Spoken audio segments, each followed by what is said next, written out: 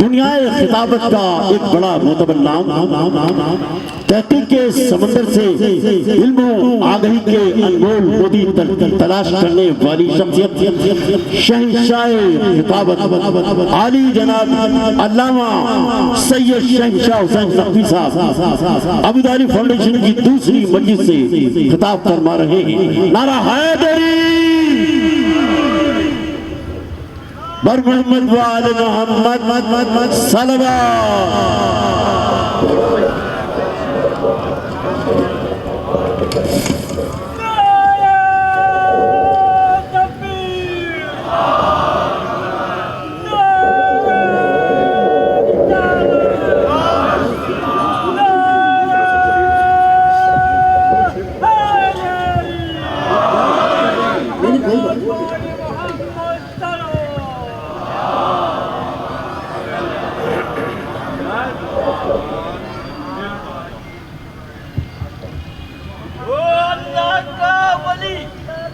اللہ کا ولی، نبی کا وصی، امت کا امام وہ ہوتا ہے جو اللہ کے گھر میں آتا ہے۔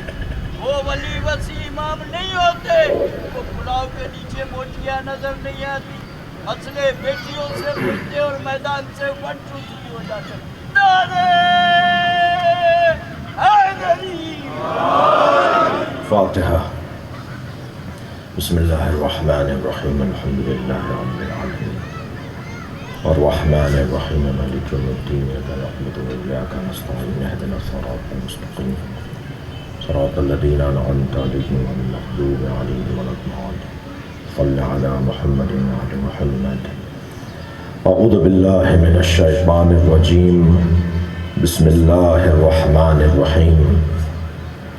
الحمد للہ الذی لا یبلغ مدحته القائلون ولا يحصي نعماءه العادون ولا يعدي حقه المجتهدون، الذي ليس لصفته حد محدود ولا نعت موجود ولا وقت معدود ولا أجل ممدود، فطر الخلائق بقدرته ونشر الرياح برحمته، الصلاة والسلام على الرسول المسدد المصطفى الأمجد المحمود الأحمد، سيدنا ومولانا ومولى الكونين جد الحسن والحسين معاني أبا القاسم محمد،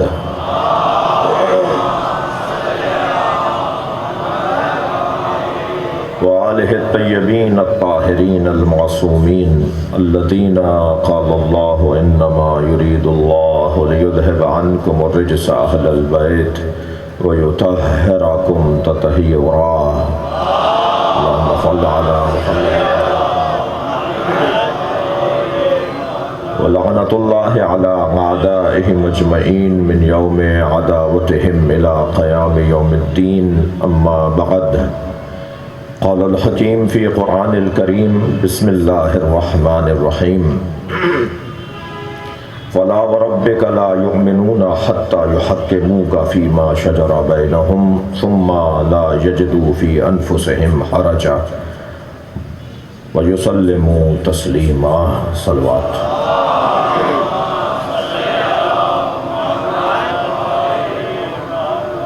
اس سے بہتر صلوات ہدیہ کریں۔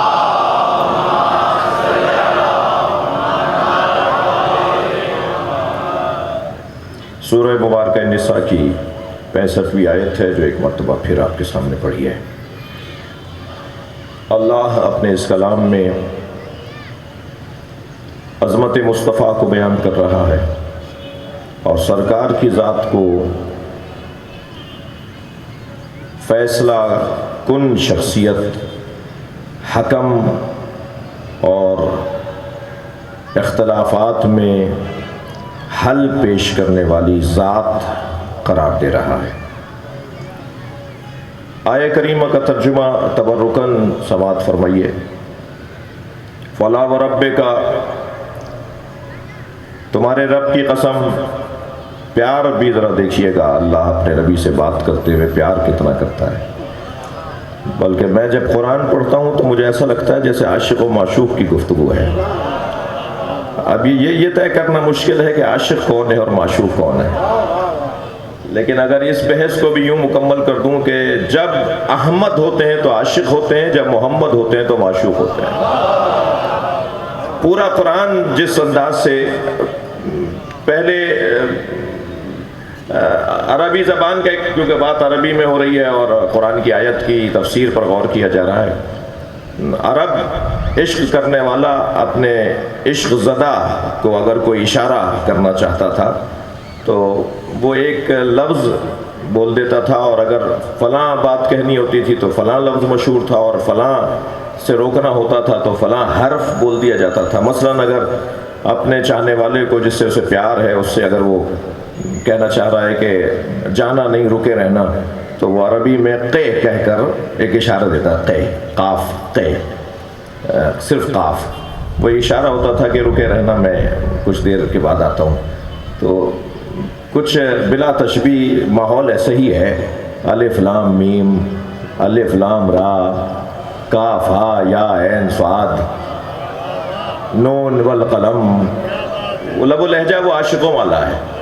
البتہ شاید یہاں پر روشن ہے بات کہ وہ عشق مجازی ہے اور یہ عشق حقیقی ہے، اور ویسے بھی عشق میرے عزیزوں مجازی ہوتا ہی نہیں ہے، یہ تو ہم نے اپنی تسلی کو نام دے دیا ہے۔ عشق تو ہے ہی حقیقی، اس لیے کہ وہ عشق ہی کیا ہے کہ جو معشوق کو پا لینے کے بعد تمام ہو جائے۔ عشق تو اسے کہتے ہیں جو معشوق کو پا لینے کے بعد آغاز پاتا ہو، ابھی شروع ہوگی بات۔ لہذا وہ عشق کا ماحول، اور بات عشق کی آ گئی ہے تو میرا حق بنتا ہے کہ میں بچوں کے ذہن میں کوئی غلط فہمی نہ آ جائے، تو یہیں چند باتوں کی وضاحت بھی ہو جائے کہ جس عشق کی ہم بات کر رہے ہیں نا وہ عشق وہ ہے کہ جو اللہ اور مصطفیٰ کا عشق ہے، جو نبی اور علی کا عشق ہے، توجہ ہے حضرات کی، وہ جو حسین کا اور اللہ کا عشق ہے۔ یہ ساری کائنات بھائی عشق پر ہی بنی ہے اور عشق ہی پر لٹتی ہے۔ مجھے جملہ کہنے دیجئے، اللہ کو نبی سے عشق ہوا تو کائنات بنا ڈالی، حسین کو اللہ سے عشق ہوا تو کائنات لٹا ڈالی۔ صلوات پڑھیں محمد والے۔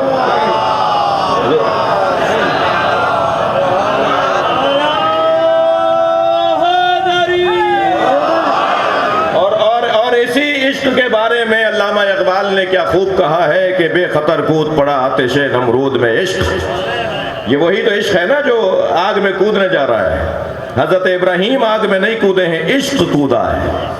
بے خطر کود پڑا آتش نمرود میں عشق، عقل ابھی محو تماشائے لبے بام رہی۔ اور پھر ایک اور جگہ بات علامہ اقبال نے بڑے حسین انداز سے کی ہے، اور ماہ مبارک رمضان ہے تو میں چاہ رہا ہوں کہ سہارا لے لوں اس موسم کا۔ یہ موسم عبادت ہے، موسم بہار قرآن ہے، قرآن کھلنے کا مہینہ ہے، قرآن مسکرانے کا مہینہ ہے، قرآن کی خوشی کے ایام ہیں۔ قرآن اس وقت شادمانی منا رہا ہے اور بہت خوشیاں منا رہا ہے، اس لیے کہ قرآن کھل چکا ہے، قرآن پر غور کیا جا رہا ہے۔ اور عبادتیں بھی عزیزو اگر عادت ہو جائے، عبادت اگر عادت ہو جائے تو اس کا نتیجہ نہیں نکلتا، اور اگر عبادت عشق رہے اور عبادت عبادت رہے۔ اللہ نے عبادتوں کو عادت بننے نہیں دیا، ورنہ ساری نمازیں 4 رکعت ہوتی ہیں، ورنہ ساری نمازیں 2 رکعت ہوتی ہیں۔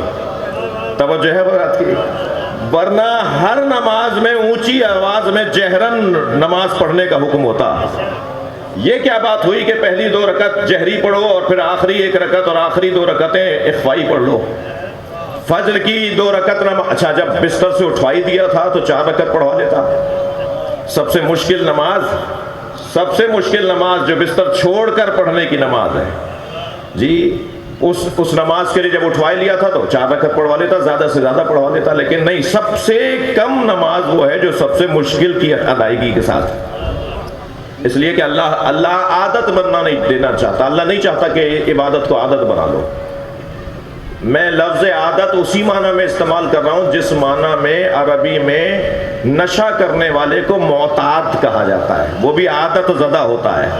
صلوات پڑھنے ذرا محمد والے میں۔ اب بھائی نشہ کرنے والے کو عرب زبان والے معتاد کہتے ہیں، عادت زدہ، جو مجبور ہے اپنی عادت سے۔ اللہ ہمیں عادت میں نہیں دیکھنا چاہتا۔ اب علامہ اقبال کے دو مصرے ذرا سنیے، وہ فرماتے ہیں عقل پر اعمال کی بنیاد رکھ، عشق پر اعمال کی بنیاد رکھ۔ بحث عشق تھی، عشق پر اعمال کی بنیاد رکھ، عقل کو تنقید سے فرصت نہیں، عقل کو تنقید سے فرصت نہیں، عشق پر اعمال کی بنیاد رکھ۔ اگر ہمارے اس وقت آپ کی جو کیفیت ہے، خود میں جس جذبے کے تحت حالت روزہ میں خشک دہن کے ساتھ آپ کے سامنے حاضری دے رہا ہوں، اس میں جب تک علی سے پیار نہیں ہوگا، صلوات پڑھ لیں ذرا مولا کی ذات پر، ممکن ہی نہیں ہے، ممکن ہی نہیں ہے کہ آپ چل کر آ جائیں اپنے گھروں سے اور اس انداز سے زمین پر بیٹھ جائیں۔ بعض دوستوں کو، بعض شخصیات کو میں دیکھ رہا ہوں کہ انہیں اس سے غرض نہیں ہے کہ کپڑوں پہ مٹی لگے گی، جہاں جگہ مل گئی مولا کے نام پر۔ اور میری اور آپ کی حیثیت کیا ہے؟ یہاں تو لائن میں سلمان فارسی کھڑے ہیں، یہاں تو صف باندھے مالک اشتر کھڑے ہیں، یہاں تو صف باندھے حضرت عبداللہ شاہ غازی کھڑے ہیں۔ یہ جگہ عشق کی جگہ ہے، اور بغیر عشق کے قافلہ آگے بڑھنے والا نہیں ہے۔ اور ادھر علامہ اقبال کو یاد کر رہا ہوں تو مجھے پھر یاد آ رہا ہے کہ وہ جناب زہرا کو یاد کرتے ہوئے وہ مشہور قصیدہ علامہ اقبال کا ان بچوں کے لیے دہرا دیتا ہوں۔ شخصیات تشریف فرما ہے، یہ مجھے ان سے دعا چاہیے۔ علامہ اقبال اس پورے گھرانے کو عشق کا گھرانہ قرار دیتے ہیں، یہ سارا گھرانہ عشق کا گھرانہ ہے، بلکہ مفہوم عشق اگر کسی نے روشن کیا ہے تو وہ یہ گھرانہ ہے۔ سیدہ کو یاد کرتے ہوئے کہتے ہیں مریم از سہ نسبت زہرا از یک نسبت عیسیٰ عزیز، مریم از سہ نسبت عیسیٰ عزیز از یک نسبت حضرت زہرا عزیز۔ مریم از سہ نسبت حضرت عیسیٰ عزیز از یک نسبت حضرت زہرا عزیز۔ اور حضرت مریم کی تو 3 نسبتیں ہیں جن کی وجہ سے صاحب عزت ہیں، اور معاف کیجئے گا، اور حضرت زہرا کے لیے فرماتے ہیں کہ حضرت زہرا 3، میں ایک صلوات کا سہارا چاہوں گا آپ سے۔ زہرا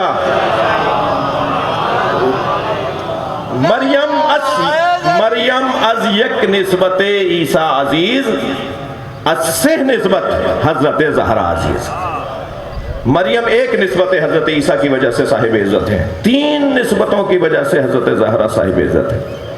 نور چشم رحمت للعالمین۔ بھائی آپ کی توجہات میرے ساتھ ہیں تو ذرا گردن ہلاتے رہیے گا، بات میری پہنچ رہی ہے۔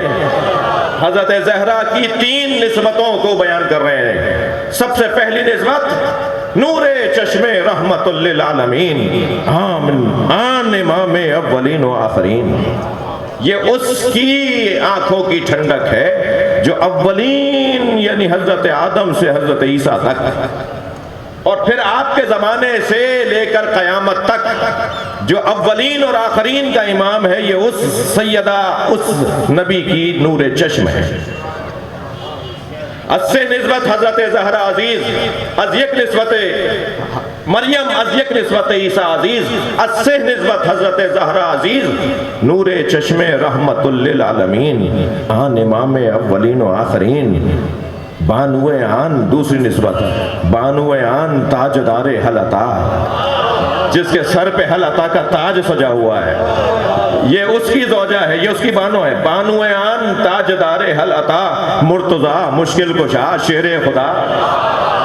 بھئی میں پاکستان کے ملاؤں کی بات مانوں یا مصور پاکستان کا عقیدہ رکھو؟ صلوات پڑھیں محمد و آل محمد۔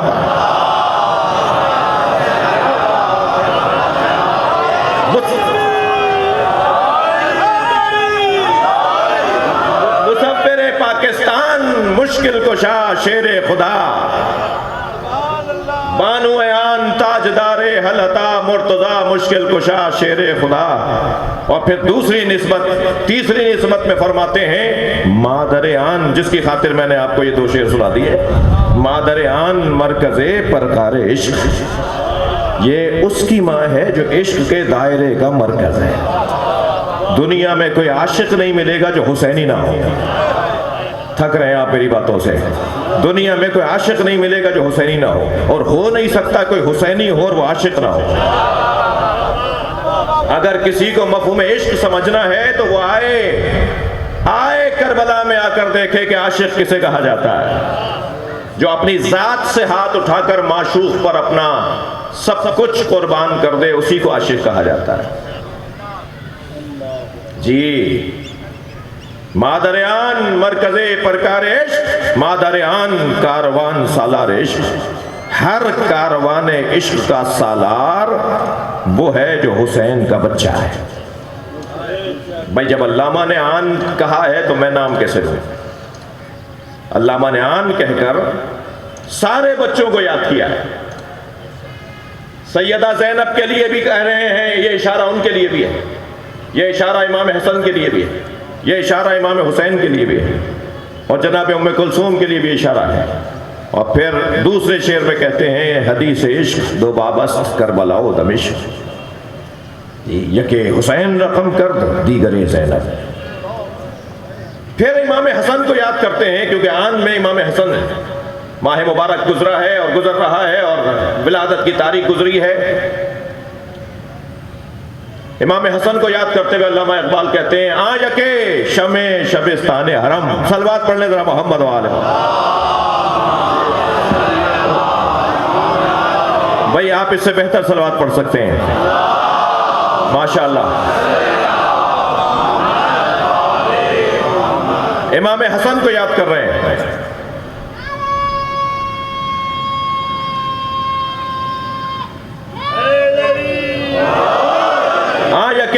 آ یکے شمع شبستان حرم. بچے توجہ کریں، جوان متوجہ ہوں. اگر یہ مائک اس وقت بند ہو جائے، مثلا انتظامات ختم ہو جائیں، تو گویا مجلس ختم ہو گئی. ایسا ہی ہے. شمع شبستان حرم یعنی اگر حرم الہی کی شمع ہی گل ہو جائے تو پھر حرم کہاں کھلا رہے گا. آ یکے امام حسن کو یاد کریں. آ یکے شمع شبستان حرم حافظ جمیعت خیر الامم، جس نے خیر الامت امت مصطفیٰ کو مرنے سے بچایا. محافظ امت مصطفیٰ وہ سیدہ کا بچہ. بھئی دو مصرے اس کے بعد والے جو ہیں وہ فیصلہ کن مصرے ہیں، اور صاحبان دقت سے میں توجہ چاہوں گا. علامہ اقبال، میں کہتا ہوں جی اس پاکستان کو ایک سنی نے سوچا تھا اور ایک شیعہ نے بنایا تھا، لہذا سنیوں کا بھی وہی حق ہے جو شیعوں کا حق ہے. نہ سارے سنی مل کر شیعوں کو کچھ کہہ سکتے ہیں اور نہ شیعہ یہ سوچے کہ سنیوں کا کچھ بگاڑ سکتے ہیں. اور یہ عشق کی وادی ہے. اس مجلس میں بھی یہ تو کہہ کر کسی نے دعوت نہیں دی کہ صرف شیعہ آئیں گے. یہ تو پیار کا ماحول ہے، یہ تو محبت کا ماحول ہے. ویسے بھی اس دروازے پر آنے والا ہر وہ شخص ہے جس کا ضمیر زندہ ہے. چمن بنا دے گا، وہ جنگلوں کو مہکتا چمن بنا دے گا، اداس گھر کو بھی رشک عدن بنا دے گا. وہ بگڑ چکی ہے جو تیری تقدیر ہے پاکستان، تو ادھر یہ ہمارا حسن بنا دے گا.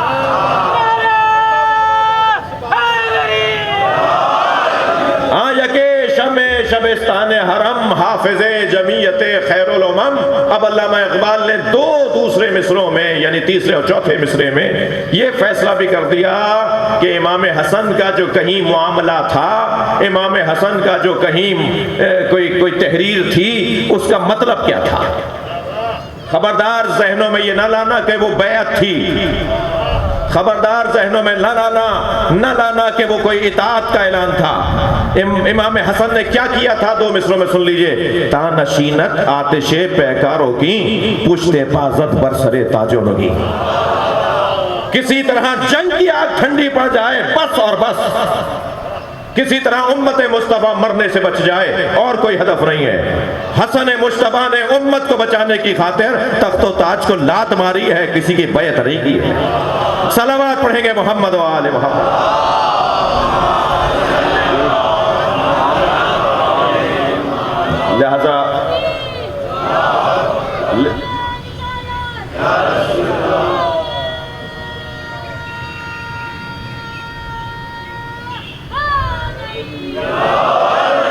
بحث عشق کی وادی میں ہے تو میں بھی عشق کی وادی سے باہر نہ جاؤں تاکہ عاشق ہو جاؤں۔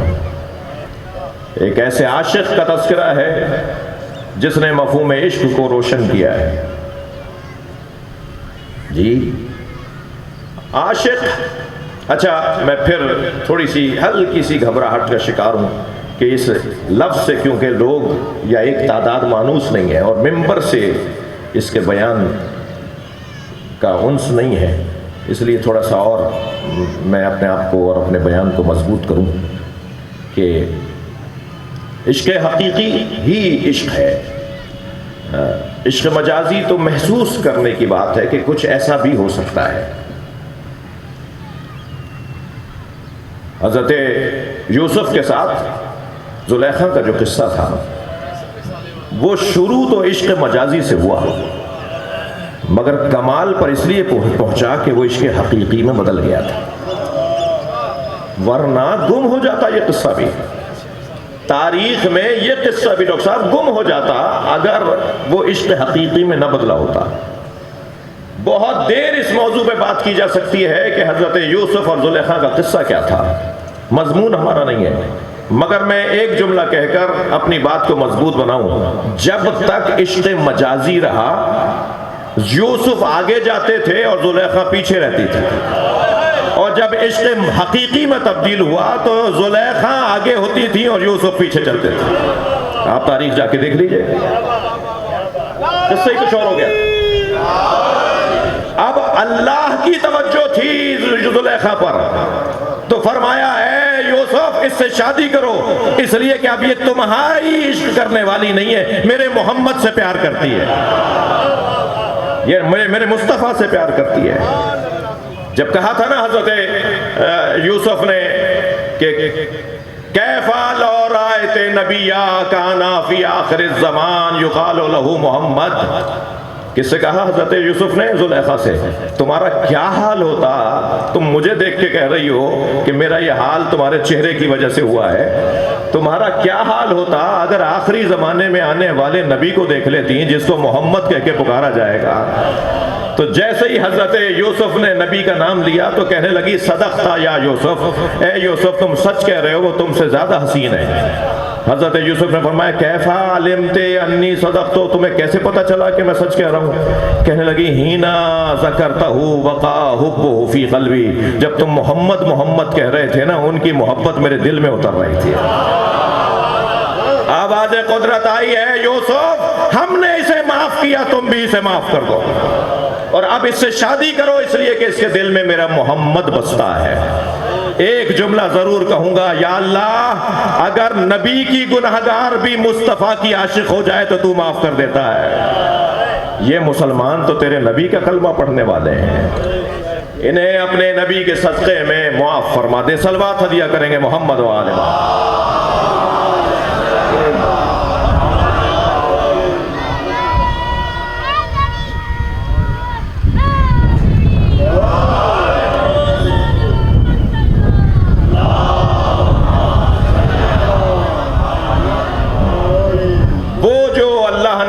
حبیب سے عشق کا مظاہرہ اور اظہار فرمایا، فلا وربک لا یؤمنون حتی یحکموک فیما شجر بینہم، تمہارے رب کی قسم وہ مومن ہی نہیں ہو سکتا جو آپ کو اپنے مشاجرات اپنے اختلافات میں حکم نہ مانے۔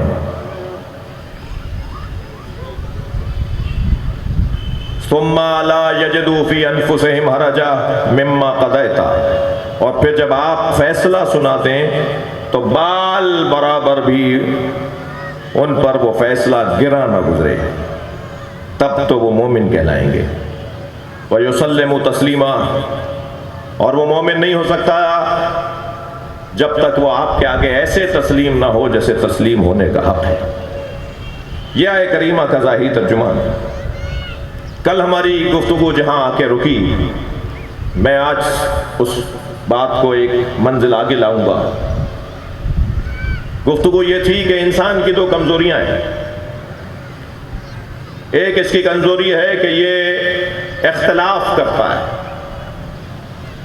اور یہ کمزوری اس لیے ہے کہ یہ برطرف ہو جاتی ہے کسی کا فیصلہ سننے کے بعد، کسی سے فیصلہ لینے کے بعد۔ یہ کسی کو اپنا بڑا مانتا ہے جس کی بنیاد پر اس کا اختلاف دور ہو جاتا ہے کہ اس نے فیصلہ سنا دیا۔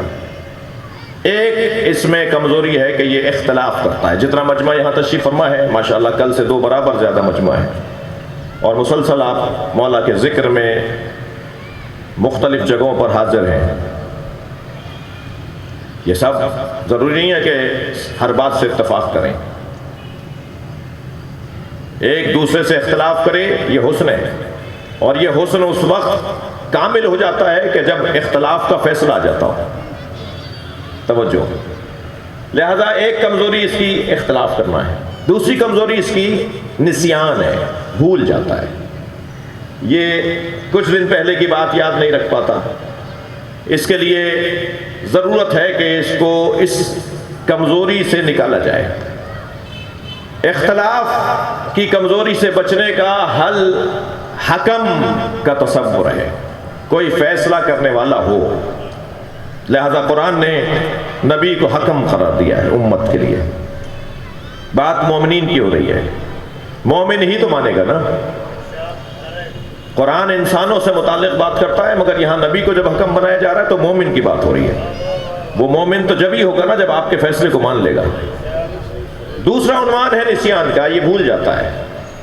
بھول جانے کے لیے حل کیا ہے، اس کمزوری کو کیسے دور کیا جائے، اس کا اللہ نے حل یہ دیا، ذکر ذکر فإن الذکر تنفع المؤمنین۔ بار بار دہراؤ، بار بار دہرانے سے مومنین کو فائدہ ہوگا۔ یہ بھولنے کی کمزوری کا ازالہ ہے تذکر، قرآن کی زبان میں تذکر، یاد آوری، بار بار دہرانا۔ یہ جو اذانیں ہو رہی ہیں، جو دن میں کئی مرتبہ اذان ہوتی ہے، یہ وہ بھولنے کی کمزوری کا ازالہ ہے۔ یہ جو ہمیں حکم ہے کہ بار بار ذکر علی کرو، تمہاری کوئی مجلس نہ ہو، کوئی ملاقات نہ ہو جو ذکر علی سے خالی ہو۔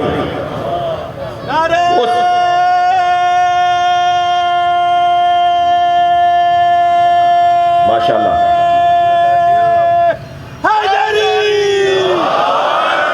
بھئی یہ بر صغیر کی اعضاء کی تہذیب کا حصہ ہے، لہذا آپ اس طرح کے اظہار پر بھی اپنی محبت کا بھی اظہار فرمایا کریں۔ ایک صلوات ہدیہ کریں محمد و آل محمد۔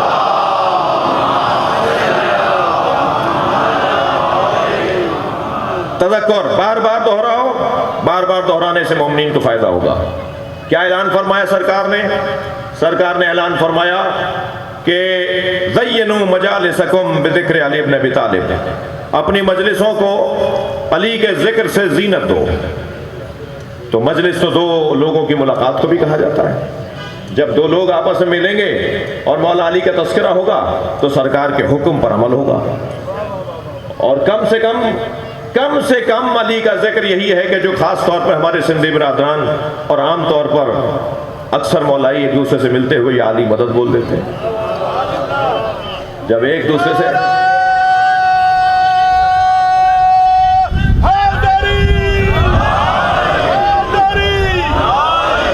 یہ جو ملاقات کے درمیان ایک دوسرے سے مولا کا تذکرہ ہے، میں نے کچھ حدیثیں آپ کے لیے ہدیہ کرنے کے لیے کچھ یادداشت کی، وہ میں آپ کو سناتا چلوں۔ سرکار ارشاد فرما رہے ہیں، ان اللہ تبارک و تعالی جعل لأخی علی ابن ابی طالب فضائل۔ بھائی ایسے نہیں سنیں گے آپ، اللہ نے میرے بھائی علی ابن ابی طالب کے لیے فضائل قرار دیے ہیں۔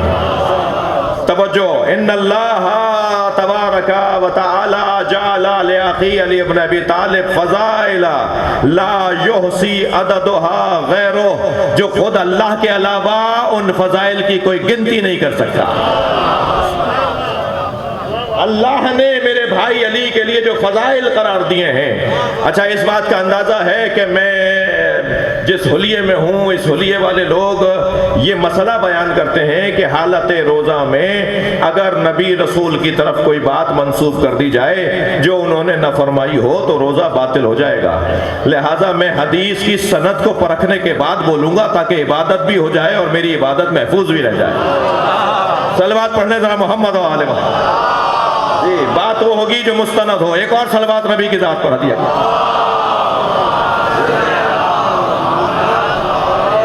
اور توجہ آپ سے چاہوں گا, مولا فرما رہے ہیں, مولا نبی فرما رہے ہیں, میرے بھائی علی بن ابی طالب کے لیے اللہ نے فضائل قرار دیے ہیں. لا یحصی عددھا غیرہ, جن کی تعداد خود اللہ کے علاوہ کوئی گنتی میں نہیں لا سکتا, کوئی شمار ہی نہیں کر سکتا. اب ذرا جملہ سنیں, میرے مولا نبی فرماتے ہیں وَمَنْ ذَكَرَ فَضِيلَةً مِّن فَضَائِلِهِ مُقِرًّا بِهَا, اگر کسی نے ایک علی کی فضیلت کو بیان کیا اس اقرار کے ساتھ, اس کے اقرار کے ساتھ, بیان اور ہے اقرار اور ہے. اچھا چلیں یہ سرکار کے الفاظ ہیں تو اس پہ غور کر لیتے ہیں. کسی چیز کا بیان کرنا اور ہے اور اس کا اقرار کرنا اور ہے. اقرار کا تعلق قلب و جان سے ہوتا ہے, بیان کا تعلق لسان اور زبان سے ہوتا ہے. بہت ساری چیزیں ہیں جو میں اور آپ بول تو دیتے ہیں مگر خود مانتے نہیں ہیں. یہ ہنر ہے کہ وہ بولیں کہ جو مانتے بھی ہوں. فرما رہے ہیں کہ جس نے علی کی ایک فضیلت کو ذکر کیا مقرن بہا, اس کے اوپر اعتبار اور یقین رکھتے ہوئے, غفر اللہ لہ ما تقدم من ذنبہ وما تأخر. خطرناک بات کرنے جا رہا ہوں, سرکار نے کہا اس لیے کہہ رہا ہوں. نبی فرما رہے ہیں کہ جس نے علی کی ایک فضیلت بیان کی اللہ اس کے ماضی کے گناہ بھی معاف کرے گا, آگے کی غلطیاں بھی معاف کرے گا. بھائی اس پہ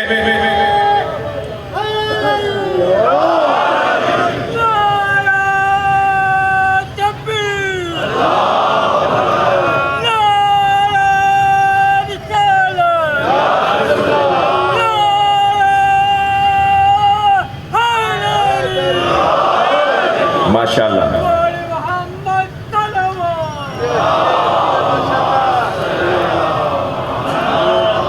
اب میں کیا کروں کہ بعض اوقات کچھ سوالات ذہن میں ایک طوفان کی طرح بہنے لگتے ہیں, تو ایک صلوات پڑھ لیں ذرا محمد والے.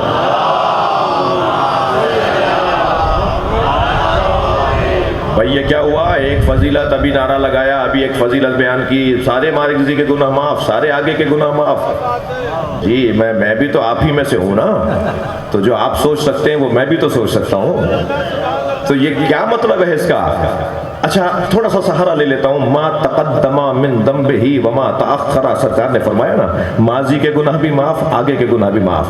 لیستغفرک ما تقدم من ذنبہ وما تأخر, اے میرے حبیب اللہ تمہارے ماضی کے گناہوں کو بھی معاف کرے گا. یہ قرآن پڑھا ہے میں نے, اور اللہ تمہارے مستقبل کے گناہوں کو بھی معاف کرے گا. تو ہم تو نبی مانتے ہی اسے ہیں جو گناہ نہ کرتا ہو.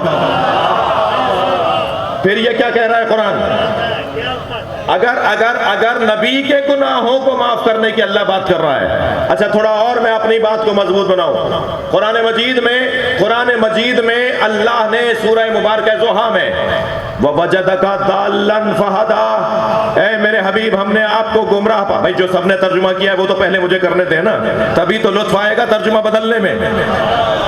سب نے جو ترجمہ کیا ہے وہ یہ ترجمہ کیا ہے وَوَجَدَكَ ضَالًّا فَهَدَىٰ, ہم نے آپ کو گمراہ پایا اور آپ کو ہدایت دے دی. تو اگر نبی کے گمراہ پانے کی آیت قرآن کے اندر مسلمان بیان کر رہا ہے, اگر مسلمان نبی کے ماضی کے گناہوں کی بات کر رہا ہے, تو پھر مسلمان سے سوال یہ ہے کہ جس امت کا نبی ہی معصوم نہ ہو کیسے سمجھیں گے؟ جس امت کا نبی ہی معصوم نہ ہو پھر اس امت سے گناہوں کی کیا توقع چھوڑنی, کیا کہیں کہ وہ گناہ نہیں کرے گی؟ نہیں عزیزان گرامی, ما تقدم من ذنبہ وما تأخر کا مطلب ہم نے تمہارے ماضی کے گناہ معاف کیے, ہم نے تمہارے مستقبل کے گناہ معاف کیے. گناہ نہیں ہے, ہم نے تمہاری ماضی کی تکلیفیں دور کی, ہم نے تمہارے مستقبل کی تکلیفیں دور کی. ہم نے تمہاری ماضی کی تکلیفیں ابو طالب سے دور کی اور مستقبل کی تکلیفیں مہدی دورہ سے دور کی. اب جو آگے تمہیں تکلیفیں آنے والی ہیں اب نہیں ہوں گی. یہاں عربی زبان وسیع زبان ہے. ذنب کا جہاں مطلب گناہ ہے وہاں ذنب کا مطلب تکلیف ہے. وَوَجَدَكَ ضَالًّا، ہم نے آپ کو ہم نے آپ کو گمراہ پایا اور ہم نے آپ کو ہدایت دی. یہ گمراہ کا ترجمہ ہی کیوں کرتے ہو؟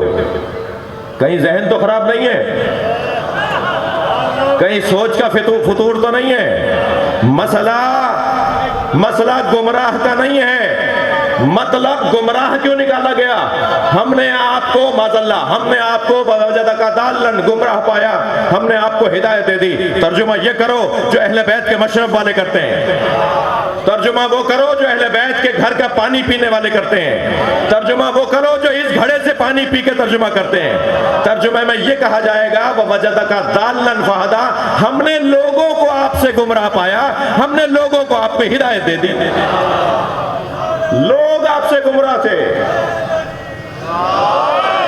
اب یہاں نبی فرما رہے ہیں جس نے میرے علی کی ایک فضیلت کو بیان کیا اس کے ساری دکھ دور، اس کی ساری پریشانیاں دور، اس کی ساری پریشانیاں دور. آگے سنیے مولا کیا فرما رہے ہیں. فرماتے ہیں اچھا ایک تو بیان، میں ابھی فضائل پڑھنے کی کوشش کر رہا ہوں، آپ فضائل سن رہے ہیں.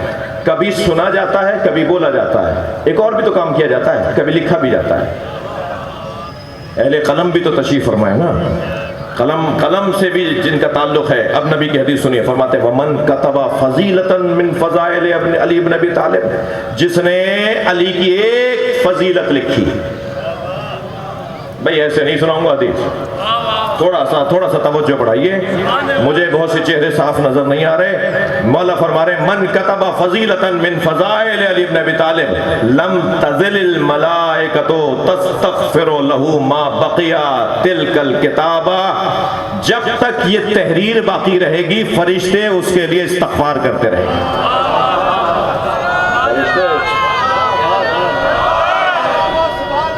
فرشتے اس کے لیے استغفار کرتے رہیں گے. اب اس کے بعد والی حدیث سنا رہا ہوں. آپ کیا کر رہے ہیں اس وقت؟ میں اگر مولا کے فضائل بیان کروں تو آپ اس وقت سن رہے ہیں. اب آپ کے لیے کیا فرمایا؟ من استمع فضیلۃ من فضائل غفر اللہ له الذنوب، اگر کوئی علی کی ایک فضیلت سنے اللہ اس کے گناہوں سے ہاتھ اٹھا لے گا. صلوات پڑھیں محمد و آل محمد.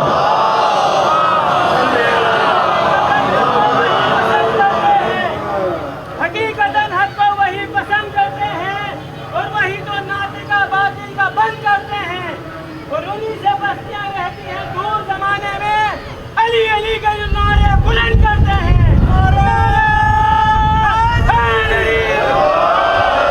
بھئی آپ اس سے اچھی بہتر صلوات دیا کریں گے. اللہم صل علی محمد و آل محمد.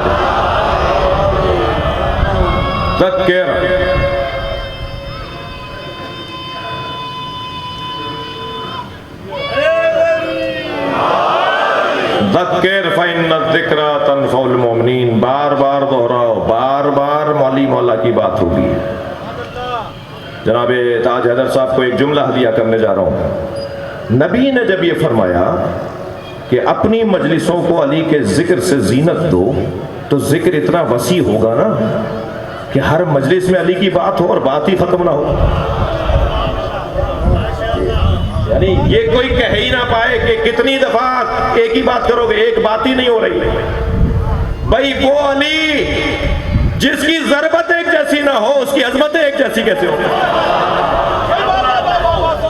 کانت ضربات علی نبکارا. مولا علی کی تلوار کے بارے میں سن لیجئے ایک جملہ. علی مولا کے عاشق اور محب بیٹھے ہوئے ہیں. اللہ ہم محبوں کو شیعہ ہونے کی توفیق عطا فرمائے. مولا علی کے بارے میں کانت ضربات علی نبکارا، مولا علی کی ہر ضربت ابکار، بکر، نئی، تازہ. کوئی ضربت کسی ضربت سے ملتی بھی نہیں تھی، نئے انداز سے. اچھا آپ نے سنا ہے، میں فضائل کے باب میں آخری مراحل میں ہوں، کہ حضرت فاطمہ بنت اسد نے مولا علی کا نام حیدر رکھا. ایسا ہی ہے؟ تھوڑا سا بولیے حیدر. مولا علی کا نام ان کی والدہ گرامی رضوان اللہ تعالی علیہا انہوں نے حیدر نام رکھا. اور حضرت ابو طالب نے بچوں کو پتہ ہے کیا نام رکھا مولا کا؟ ظہیر. ظہیر. جب میدان میں اترتے تھے نا تو دونوں کو یاد کرتے، سمتنی امی حیدرہ سمنی ابی ظہیرہ. میں وہ ہوں جس کی ماں نے اسے حیدر کہہ کے پکارا، اور میں وہ ہوں جس کے باپ نے اسے ظہیر کہہ کے پکارا. اچھا ظہیر کسے کہتے ہیں بھائی؟ مولا علی کے ایک لقب پر ذرا غور کر رہے ہیں. ظہیر اسے کہتے ہیں جس کی پشت مضبوط ہو. ظہیر اسے کہتے ہیں جس کی پشت مضبوط ہو. ظہیر اسے کہتے ہیں جو ہمیشہ پٹختا ہو. ظہیر اسے کہتے ہیں جو ہمیشہ چڑھ کر بیٹھتا ہو. بھائی اردو میں تقریر کر رہا ہوں تو مجھے کچھ الفاظ بولنے دیجئے. ظہیر اسے کہتے ہیں جو ہمیشہ دشمن پہ چڑھ کر بیٹھتا ہو. وہ جو ہمیشہ اپنی پشت کو بلند رکھتا ہو اسے ظہیر کہا جاتا ہے. ہوتا یہ تھا کہ حضرت ابو طالب بنی ہاشم کے بچوں کو ہفتے میں ایک دن جمع کرتے تھے اور ان کے 2 مقابلے کرواتے تھے. یہ بڑوں کے لیے بھی پیغام ہے کہ قبیلے کے بڑے کو کیا کیا کرنا پڑے گا. قبیلے کے بڑے کو اپنے قبیلے کے بچوں کے لیے کیا کیا سوچنا ہوگا. 2 مقابلے کرواتے تھے. ایک دوڑ کا مقابلہ جسے آپ ریس کہتے ہیں، دوڑ کا مقابلہ، دویدن. جی وہ تکو دو بھی اسی دویدن کے خاندان کا محاورہ ہے. اور ایک دوڑ کا مقابلہ اور ایک کشتی کا مقابلہ. اچھا جس دن دوڑ کا مقابلہ ہوتا تھا مولا علی نظر نہیں آتے تھے. بھائی توجہ دیکھ رہا تھا نا آپ کے.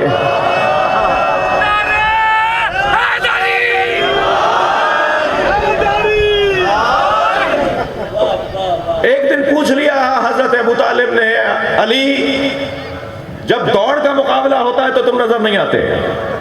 تو حضرت امیر المومنین نے فرمایا بابا مجھے یہ کھیل اچھا نہیں لگتا. بھائی صلوات پڑھ لیں مولا کی ذات پر.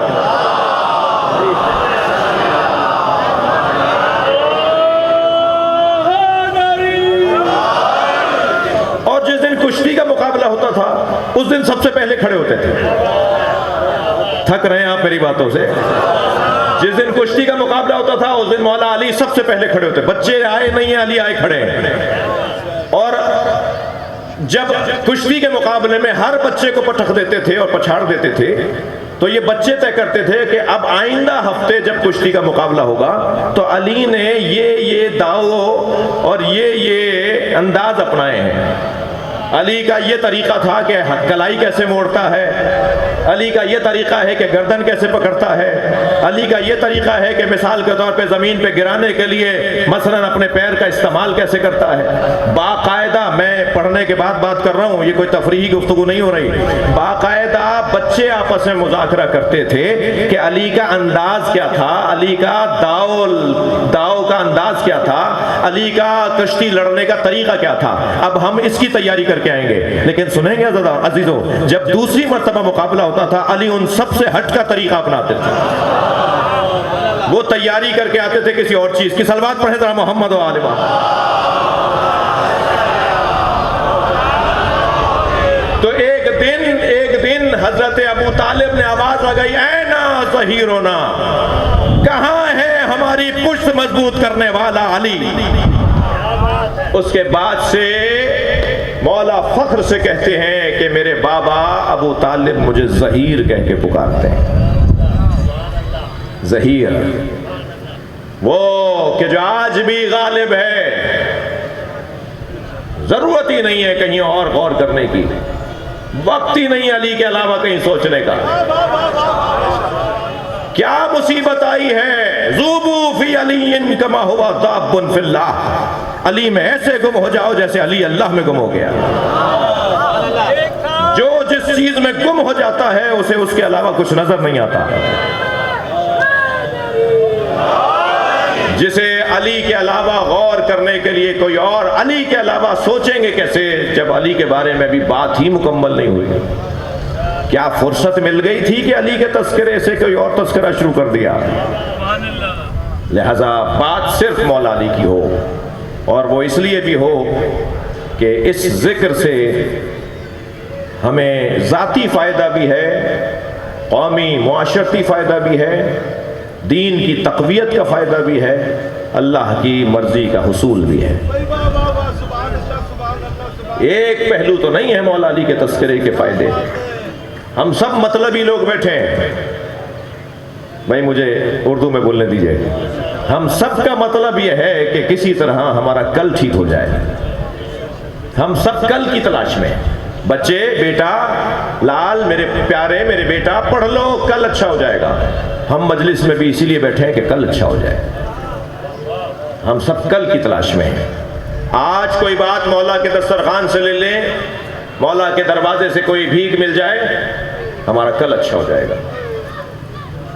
اور الحمدللہ علی والوں کی تصویر بہتر تصویر ہے۔ تمام تر ہمارے داخلی الجھنوں کے بعد بات کر رہا ہوں، ہماری داخلی الجھنوں کا ہمیں احساس ہے، مگر اس کے باوجود اوروں کے نسبت علی والوں کی تصویر اچھی تصویر ہے۔ میں خود ایک ایئرپورٹ پر اترا، اسی حلیے میں رہتا ہوں، آپ کا نوکر ہوں، چند انگریز سامنے سے گزرے، کہنے لگے یہ کیا پہنا ہوا ہے، بڑا اچھا ہے، بہت اچھا لباس ہے آپ کا، بڑا اچھا حلیہ ہے۔ تو میں نے کہا یہ مسلمان اسکالرز پہنا کرتے ہیں، ان کا لباس ہے۔ تو خاتون تھی، انگریز تھی، کہنے لگی مسلمان اسکالر ہیں تو پروفٹ محمد کے گھر والوں کو مانتے ہیں یا دوستوں کو؟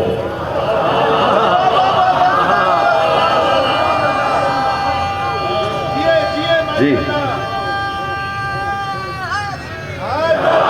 میں نے کہا پروفٹ محمد کے دوستوں کا احترام کرتے ہیں مگر اطاعت گھر والوں کی کرتے ہیں۔ تو وہ آپس میں کہنے لگے کہ جو پروفٹ محمد کے گھر والوں کو مانتے ہیں نا وہ اچھے مسلمان ہیں۔ یہ دنیا بول رہی ہے 500 سے زیادہ نئے مسلمانوں کے ایک سائٹ بنی ہوئی ہے ریبورن اہل بیت کے نام سے، اہل بیت کے نئے چاہنے والوں کے، انہوں نے اپنے ریمارکس ڈالے ہوئے، اپنے انہوں نے تاثرات ڈالے ہوئے ہیں، اس کو ذرا جا کے پڑھیے، آپ کو اپنی قدر کا اندازہ ہوگا۔ اس سائٹ پر جا کر دیکھیے کہ وہ اہل بیت کے نئے چاہنے والوں نے اپنے کیا کیا احساسات ڈالے ہوئے ہیں کہ کیوں اہل بیت کے دروازے پر آئے ہیں۔ تب ہمیں احساس ہوگا کہ اللہ نے ہمیں کتنی بڑی نعمت دی ہے جسے حب علی کہا جاتا ہے، اور اس نعمت کی حفاظت ہے، اس نعمت کی حفاظت کا ایک طریقہ ہے اس کو دہرانا، جو اس وقت میں اور آپ کر رہے ہیں۔ وقت بہت ہو گیا، مجھے معاف کیجیے گا، میں کچھ شخصیات سے دعا بھی چاہتا تھا اور بات بھی ہماری کسی حد تک منزل پر آئی ہے۔ کل انشاءاللہ اس سلسلے کی میرے حصے کی یہ تیسری اور آخری مجلس ہوگی، 18واں روزہ علی کی زندگی کا آخری روزہ۔ اس کے بعد علی نے، میرے مولا نے روزہ نہیں رکھا، اس لیے کہ حکم شرعی یہی ہے۔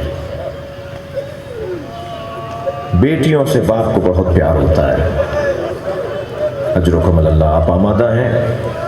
ویسے یہ جو مجالس ہوتی ہیں ان میں ہم خطیبوں کو زیادہ محنت کرنا نہیں پڑتی، بنی ہوئی مجلس ہوتی ہیں، آپ پہلے سے تیار ہیں، آپ آئے ہی اس لیے ہیں کہ مولا کے غم میں اپنی آنکھوں میں چند آنسو قطرے، کچھ اشک عزائے علی، اور یہی بخشش کا ایک ذریعہ۔ بیٹیوں کو باپ سے بڑی محبت ہوتی ہے، اچھا بیٹیوں کو بھی باپ سے بڑی محبت ہوتی ہے، اور باپ بھی بیٹیوں سے بہت محبت کرتے ہیں۔ کربلا کے میدان میں یہ منظر نظر آیا، ذوالجناح خبر شہادت پہنچانے کے لیے ڈھونڈ رہا تھا سکینہ کون سے خیمے میں ہے، اور اسی خیمے پہ جا کے کھڑا ہوا جہاں سکینہ تھی، اور ایسے پیر مارنے لگا جیسے ماتم کر رہا ہو۔ تو جناب سکینہ باہر آئیں اور بابا کے گھوڑے کو خالی دیکھا، تو چند قدم آگے بڑھ کے کہا، یا جوادو ابی حل سقیا ابی ام قتلا اچھانا، اے بابا کے باوفا گھوڑے اتنا بتا دے پانی پلا کر مارا؟ میرا بابا پیاسا بہت تھا۔ فرمایا بیٹا حسن، آج کا روزہ میں اپنی بیٹی ام کلثوم کے گھر کھولوں گا۔ امام حسن نے خبر پہنچائی بہن بابا تمہارے آ رہے ہیں. کتنی خوشی حضرت ام کلثوم کو ہوئی. اس کا بیان وہی بتا سکتی ہیں کہ بابا میرے گھر آ رہے ہیں. آمادگی ہو رہی ہے, بابا آ رہے ہیں, آمادگی کی جا رہی ہے, تیاری ہو رہی ہے. کیا تیاری ہو رہی ہے؟ دسترخوان پر جناب ام کلثوم نے افطار کے لیے 3 چیزیں رکھ دی. ایک کاسے میں دودھ, ایک ظرف میں نمک, ایک علی کی پسندیدہ روٹی, جو کی روٹی, وہ خشک روٹی جس پہ روغن لگانے نہیں دیتے تھے بچوں کو. قربان جائیں علی مولا کے حیات طیبہ کے ان پہلوؤں پر. اس رومال کو کھول رہے تھے جس میں جو کی سوکھی روٹی تھی, تو 3 گرہیں لگی ہوئی تھی. جو قریب بیٹھا ایک فقیر اپنی روٹی کھا رہا تھا, کیونکہ ساتھ بٹھاتے تھے انہیں, فقیروں کو ساتھ بٹھاتے تھے. اگر فقیر کوئی اپنی روٹی دیتا تھا نا تو فرماتے تھے الصدقۃ علینا حرام, میں اپنی روٹی کھاؤں گا مگر تمہارے ساتھ بیٹھ کے کھاؤں گا جی. اور پھر جب وہ گرہیں کھولنے لگے تو ایک فقیر نے کہا مولا اس میں تو سوکھی روٹی ہے, اتنی زیادہ گرہیں کیوں لگائی ہیں؟ فرمایا میں زیادہ گرہیں اس لیے لگاتا ہوں کہ حسنین ان میں روغن لگا دیتے ہیں. میں نہیں چاہتا, میں سوکھی روٹی کھانا چاہتا ہوں.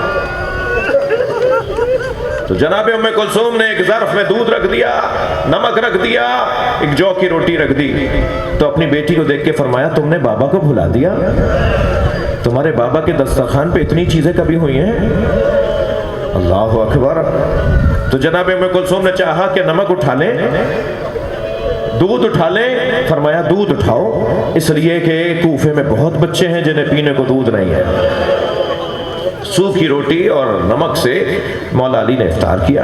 ساری رات, ہر رات کی طرح ساری رات علی مصلی عبادت پر ہیں.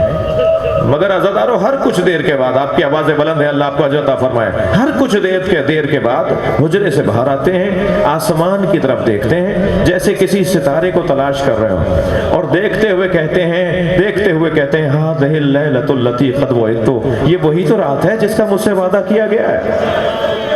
جناب ام کلثوم نے سنا تو بی بی کی گھبراہٹ بڑھنے لگی. بی بی سوچنے لگی کہ بابا یہ کون سی رات کا تذکرہ کر رہے ہیں. لیکن اس وقت جناب ام کلثوم نے رہا نہیں کیا جب جناب امیر المومنین نے جملہ کہا نا, انا للہ وَإِنَّا إِلَيْهِ رَاجِعُونَ. آگے بڑھ کر کہا بابا یہ کیسے کلمات آپ ادا کر رہے ہیں؟ فرمایا بیٹا یہ میری زندگی کی وہ رات ہے جس کا میں نے بہت مدت سے انتظار کیا ہے. تمہارے نانا نے مجھے کہا تھا علی ایسی ایک رات آئے گی جس کے اختتام پر نماز کی حالت میں تمہارے سر پہ ضربت ماری جائے گی. تو جناب ام کلثوم نے فرمایا بابا پھر بھائی حسن سے کہیے آج صبح کی نماز بھائی پڑھا دے. تو تعجب سے فرمایا تم بابا کو روک رہی ہو, جس کا انتظار تمہارے بابا کو تھا اسی چیز سے روک رہی ہو.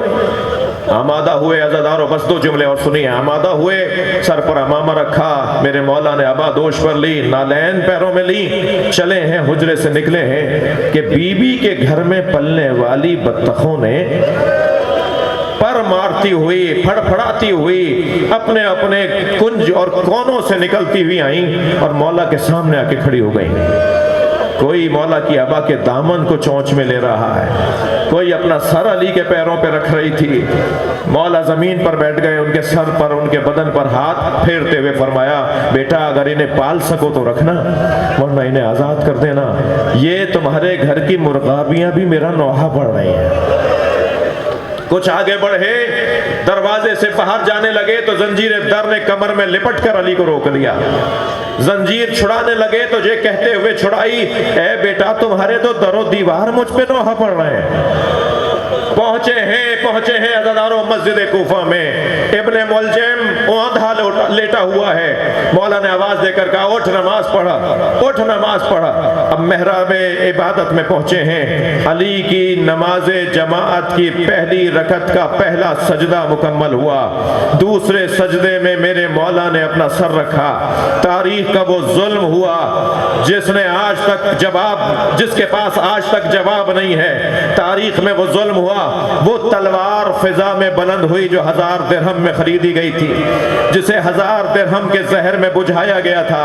فرق اقدس حیدر کرار پہ تلوار آئی, 2 آواز آوازیں فضا میں گونجنے لگیں. ایک آواز تھی جو جبریل امی کی تھی, الا قد تہدمت ارکان الہدا, الا قد قتل امیر المومنین, ارکان ہدایت کو گرا دیا گیا, علی کو مار دیا. ایک آواز علی کی گونج رہی تھی, فزتو ورب الکعبہ, رب کعبہ کی قسم علی کامیاب ہو گیا. الا لعنت اللہ علی قوم الظالمین فسيعلم الذين ظلموا أي منقلب ينقلبون. ماتم حسین یا حسین.